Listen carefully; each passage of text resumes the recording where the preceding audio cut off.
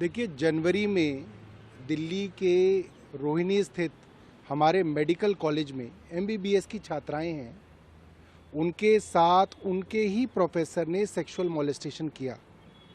उन्होंने शिकायत की। अब मार्च चल रहा है। मंत्री होने के नाते मुझे इसके बारे में कोई जानकारी नहीं दी गई। जब मुझे जानकारी मिली और मैंने पूछा क्या कार्रवाई हुई और मुख्य सचिव को खत लिख के कहा कि तुरंत कार्रवाई कीजिए, तो मुख्य सचिव कह रहे हैं कि मुझे इसलिए नहीं बताया जाता क्योंकि ये मामला मंत्री के अधीन नहीं आता, एलजी साहब के अधीन आता है। अरे भाई, किसी के भी अधीन आता है। आपने अब तक उस प्रोफेसर को सस्पेंड क्यों नहीं किया? दूसरी बात, उस कॉलेज के प्रिंसिपल और वहाँ की एक एचओडी इन बच्चियों के ऊपर दबाव बना रही हैं कि ये कंप्लेंट अपनी वापस ले लें। इन बच्चियों को जब कॉलेज में न्याय नहीं मिला तो इनको पुलिस में जाके अपनी कंप्लेंट करानी पड़ी। दोनों बच्चियों ने इंडिविजुअली अपनी कंप्लेंट कराई। इंटरनल कंप्लेंट्स कमेटी पिछले 1.5 महीने से इसके ऊपर बैठी है, अब तक रिपोर्ट क्यों नहीं आई?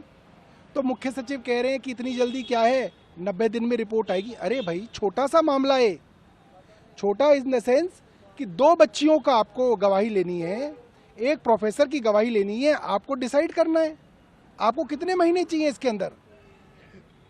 पुलिस ने चार्जशीट कर दी, 1 महीने के अंदर इंटरनल कंप्लेंट्स कमेटी के लिए समय चाहिए। और मुख्य सचिव, जिनको कहा गया कि आप कार्रवाई कीजिए, मुख्य सचिव अब स्वास्थ्य सचिव का बचाव कर रहे हैं, वो इंटरनल कंप्लेंट्स कमेटी का बचाव कर रहे हैं। तो मैंने आज थक के एलजी साहब को खत लिखा है कि जो बेसिक ह्यूमैनिटी, मानवता जो मुख्य सचिव में दिखनी चाहिए वो मुझे नहीं दिखी। तुरंत सख्त कार्रवाई करने की बजाय वो बहानेबाजी बना रहे हैं। उस प्रोफेसर को तुरंत उस कॉलेज से हटाया जाना चाहिए। प्रिंसिपल को और वो जो दूसरी एचओडी हैं उनको भी वहाँ से हटा देना चाहिए। रोज़ पिछले कई महीनों से हेल्थ सेक्रेटरी इस तरीके की डिटेलमेंट करते हैं। ट्रांसफ़र की ज़रूरत नहीं है, आप डिटेल कर सकते हैं उनको तुरंत किसी और कॉलेज के अंदर, किसी और ऑफिस के अंदर, मगर वो नहीं किया जा रहा। तो मैंने एलजी साहब को लिखा है कि इसके ऊपर सख्त कार्रवाई की जाए और एलजी साहब बताएं कि अगर हमारी सरकार के कॉलेज के अंदर सेक्सुअल हैरेसमेंट होगा तो क्या हमें भी नहीं बताया जाएगा?